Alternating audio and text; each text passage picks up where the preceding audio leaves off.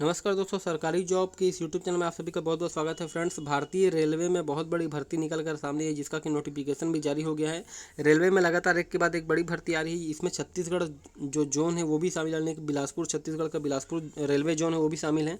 भारतीय रेलवे में नर्सिंग सहित विभिन्न 1376 यानी कि 1376 पदों पर बड़ी भर्ती निकल कर सामने आई है। संपूर्ण जानकारी आपको इसी वीडियो में देने वाला हूँ। तो ये भर्ती के बारे में आप देख सकते हैं, विभागीय विज्ञापन है। मैं बिना समय व्यर्थ किए आपको विभागीय विज्ञापन की तरफ ले जाता हूं और वहां पर हम समझेंगे कि कितनी वैकेंसी है, उनका सिलेबस क्या है, एज क्या है, सभी चीज़ लगभग समझने की कोशिश करेंगे। तो अगर आप वीडियो पर पहली बार देख रहे हैं तो वीडियो अच्छा लगेगा जब पूरा देखने के बाद, तो इसे लाइक कर दीजिएगा। और साथ ही अगर आप चैनल पर नए हैं तो सब्सक्राइब करना मत भूलिएगा, क्योंकि लगातार इसी प्रकार की इन्फॉर्मेटिव वीडियो छत्तीसगढ़ राज्य एवं सेंट्रल लेवल की जितनी भी बड़ी भर्तियाँ आ रही हैं उससे रिलेटेड डाली जाती है, जिससे जो आपके लिए बहुत ज़्यादा फायदेमंद हो सकती है और आप इन्हीं वीडियोज़ को देखकर रोजगार भी प्राप्त कर सकते हैं। ये छत्तीसगढ़ में ये आई हुई है, छत्तीसगढ़ जोन की भी भर्ती, इसलिए स्पेशली इसको मैं बना रहा हूँ इस वीडियो को। अदरवाइज मैं इसे शॉर्ट्स में बनाता, तो छत्तीसगढ़ जोन शामिल है इसलिए इसकी लॉन्ग वीडियो में बना रहा हूँ। तो चलते हैं विभागीय विज्ञापन की ओर। ये विभागीय विज्ञापन हम खोल लिए हैं, देख सकते हैं government of India ministry of railways, ये जो लिखा हुआ है। इसका विभागीय विज्ञापन टोटल 39 पेजेस का है। तो महत्वपूर्ण कुछ बिंदुओं पर बात करने की कोशिश करूंगा। बाकी आप इस पीडीएफ को चाहते हैं तो आप नीचे कमेंट बॉक्स में कमेंट करके अपना ईमेल आईडी हमें भेज सकते हैं, मैं ईमेल आईडी पे आपको फॉरवर्ड कर दूंगा।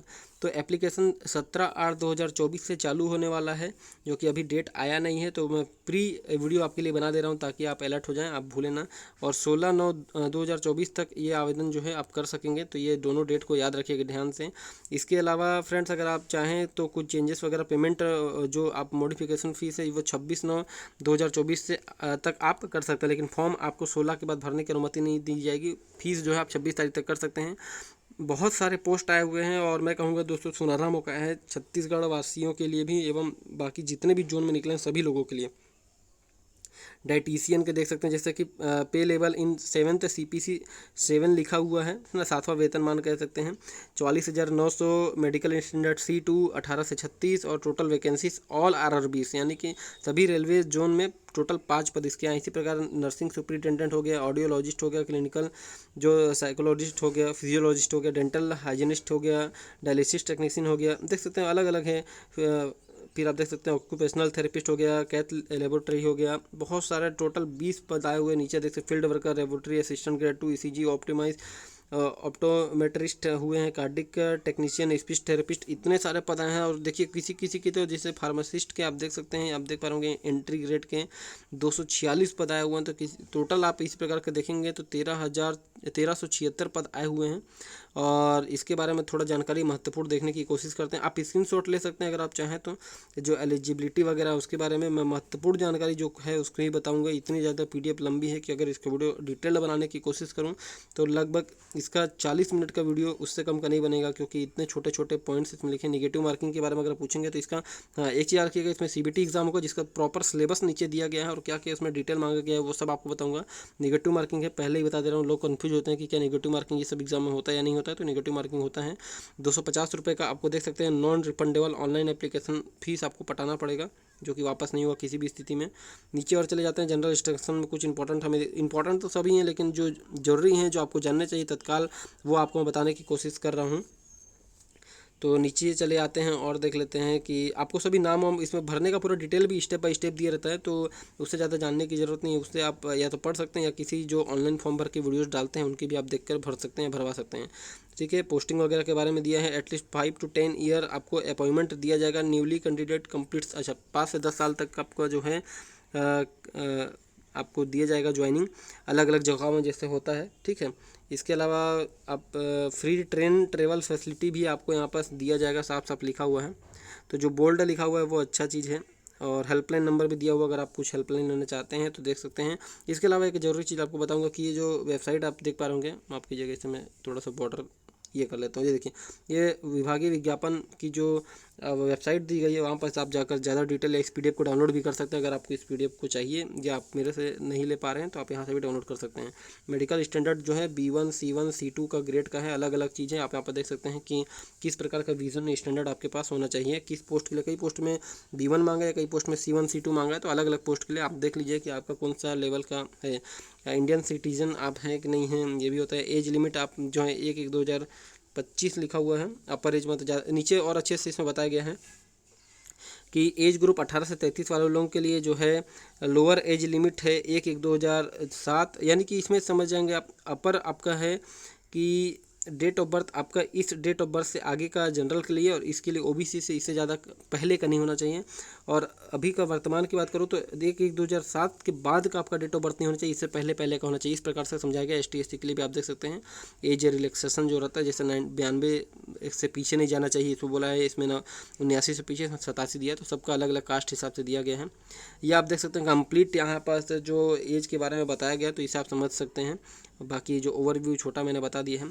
एसेंशियल क्वालिफिकेशन वगैरह के बारे में भी आपको नीचे बताऊंगा, और एजुकेशनल क्वालिफिकेशन अगर देखिए फॉर ऑल कैंडिडेट जो हैं उनको मैं जो 250 रुपये बता रहा था, तो जो लोग यहाँ पास हैं ST SC नहीं है तो उनको 500, ST SC को 250, ये हमेशा होता है। आपने भी देखा होगा सभी एग्ज़ाम में, और लिखा भी हुआ अंदर में कुछ चीज़, उसे भी आप पढ़ सकते हैं कि किस प्रकार का CBT एग्ज़ाम में होगा।